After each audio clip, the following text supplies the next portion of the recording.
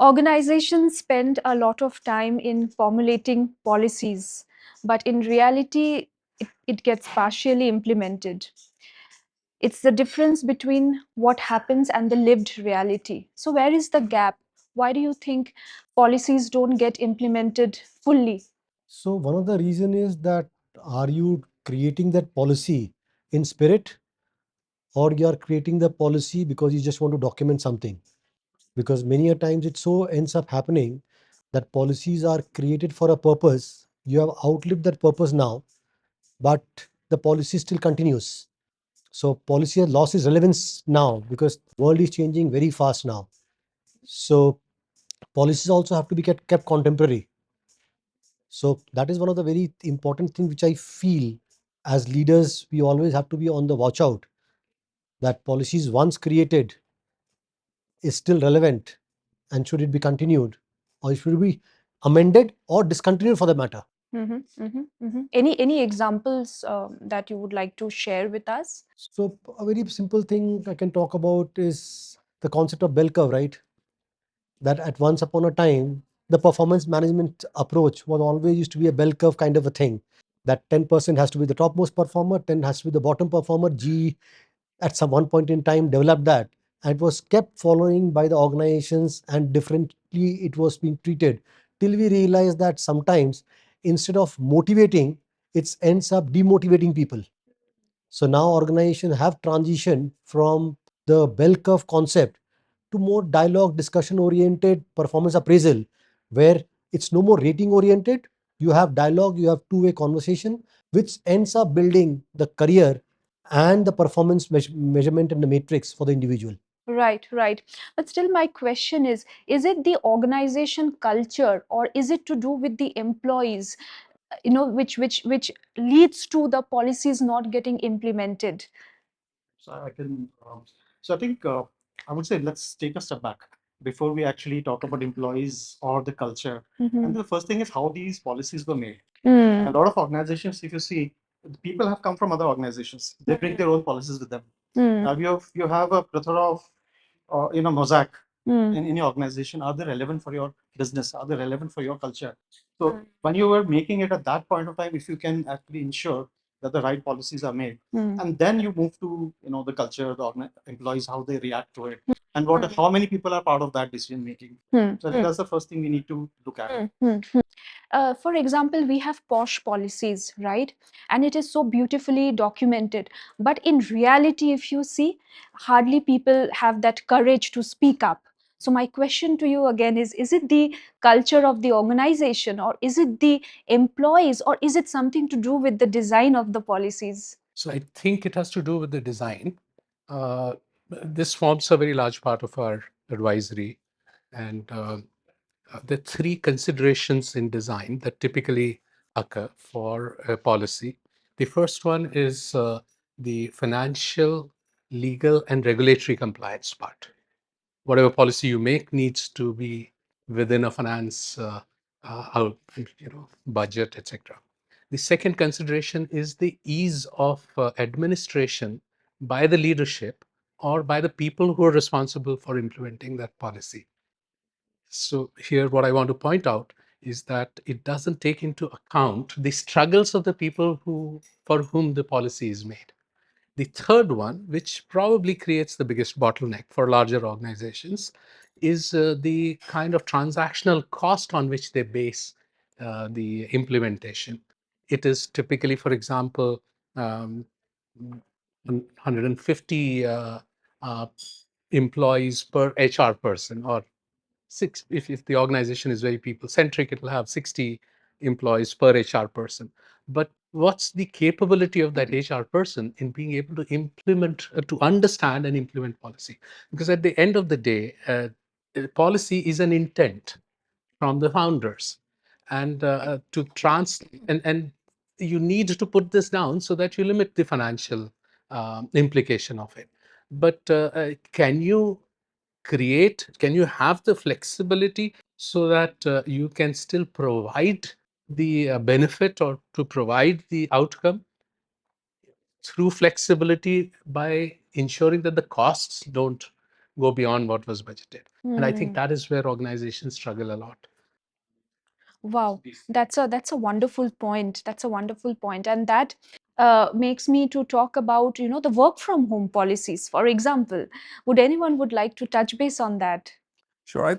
If you don't mind, I'll just kind of jump in over here. I think, and also before we go to work from home, right? Just want to share that when you talk about policies, typically in organized structure, the policy is driven by the so-called strategic thought process or senior leaders, right? And with due respect to that layer, which I mean, all of us are part of that layer as well. With due respect to all of us, the reality is that we think we know what's happening across all layers of it. But quite often, maybe we don't know enough, right? Because the policy is coming at the highest level, the practice are being done at the next level, the mid-tier level, and the people who actually will benefit or bear the consequences of the policy and the practice are at the bottom level. Right? So 3 layers. And a lot of time what happens is the policies start with a great intent. I mean, nobody wakes up in the morning saying, I'm going to write a policy without a clear intent, I want to benefit or the value, correct? But that does not translate outcome. Outcomes always are delivered based on what practices you are able to implement, which is essentially like a strategy to a tactical or execution translation is what we talk. And that is where a lot of companies unfortunately fail very badly in making the last mile investment. Right? To your point of going back to your POSH policy as well, it's mandated by law. Do we have a choice? The answer is no. But having said that, has every company made an effort to create a really nice policy which is adheres to the statute regulations, plus has the cultural nuances of their organization, their global culture, the kind of environment, the domain they operate? The answer is yes. But when it comes to the reality of it being appreciated by the employees, is always going to be based on that very first case that crops up and how that first case was actually handled by the practitioners. Policy document is absolutely valueless if the practice is not being done properly. Same in the case of work from home. Right? If you look at work from home, a little bit of longer response, but if I had to go back and look at the IT industry's experience of the past 5 years, right? Until COVID, the concept of work from home was very alien in India, at least, though it was very prevalent in the US and Europe as well. COVID suddenly made 100% work from home. Then we came back to what is called a hybrid. To a point now, we are at a point where some companies are almost trying to get back 100% work from office. Right? The reality is that we're just changing it, the model, based on external circumstances. We went to work from 100% because COVID forced us to do. We wanted to get to hybrid because all governments, including the US, by the way, not just in India, started saying, man, this is hurting the economy very badly because real estate is down, transportation is down, F&B is down, hospitality is down. Please, can you get back to work, right? So in a sense, it was a narrative it's picked up. Plus the productivity gains which we got in the initial stage was very high because you're in the home doing nothing else. The moment COVID went away and people had the flexibility to move around, productivity actually tanked. I'm being very, very honest about it, right? In public, people may accept or not accept. Reality, productivity peaked, then dropped down across the industry. That was the second phase. Third phase today, why are they coming? Why are we talking 100% back to work? Again, external circumstances, BFSI, insurance, healthcare, the customers are demanding for secure workplaces. Right? Therefore, there's a large. So when we work in the reactive model, I would not call this either a policy or a practice.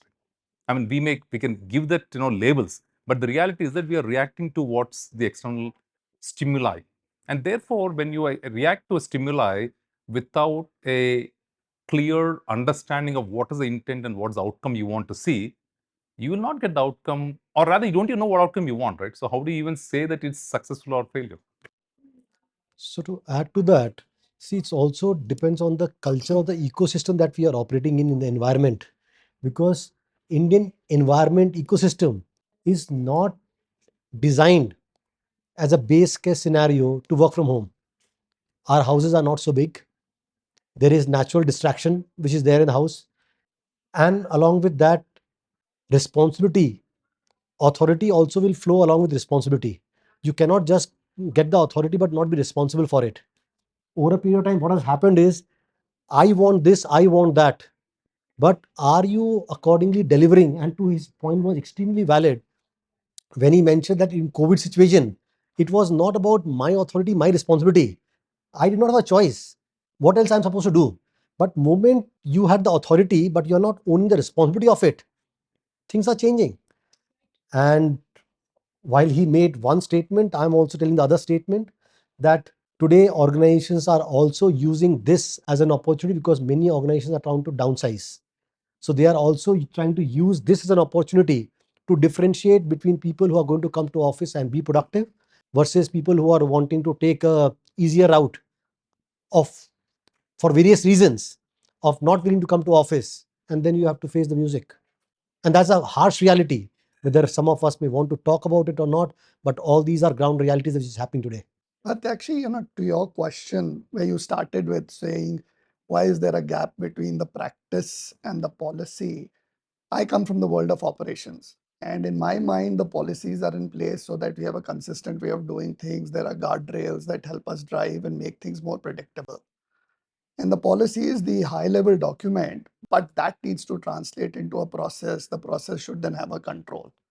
The reality is on the ground, nobody is looking at the policy on a day-to-day basis. It's the process and the control that people are focused on. And to bring improvements, to bring efficiency, to make things happen in a particular way, we start changing the processes and the controls that are in place. At times, the exception becomes the norm. Yeah. And those exceptions aren't going and then getting reflected in your policy. So even in the COVID situation, if I talk about, the world changed overnight. The operations world, we made a promise nobody can take your laptop outside the company. We made a promise that this data is going to be super secure. We said the work environment is going to be in a particular way. But the market kind of drove to change your process, to change your controls overnight in 180-degree in there. And that has driven the policy changes that have been coming through. Now, the question is, why did we even have those policies to begin with if we are feeling confident? Keeping in mind the political pressures out, today, the BCP policy has changed by default because none of this was in the past available. So the practice also, the exception process also is something to keep in mind because that's really driving the policy, not just the single way that it's flowing. So that's how I see it. Usually also happens is policies are made sometimes thinking that everything is going to be in complete sync and everything is going to be standard. But that's not how real life works. And we are taking the example of POSH. Interestingly, only today before coming to this session, we had a POSH training in our office. And we believe that we have a very, very robust policy, existing policy. But today, newer things came up in the discussion, like there is this social order has changed so much. Digital privacy has come into picture. AI is being used or misused even during hiring and other processes. So how do you adapt to these changes? Even when you know that your existing policy is robust, but if you're not open to actually revising it or reviewing it periodically, it gets stuck in the old pattern and there's actually then the gap really widens. So I think while the intent when making the policy is that, okay, this will be a standard that will be followed over a few years or, extended period of time. But I think when you stop reviewing the policies periodically, stop looking at what is happening around, the policy soon starts becoming redundant.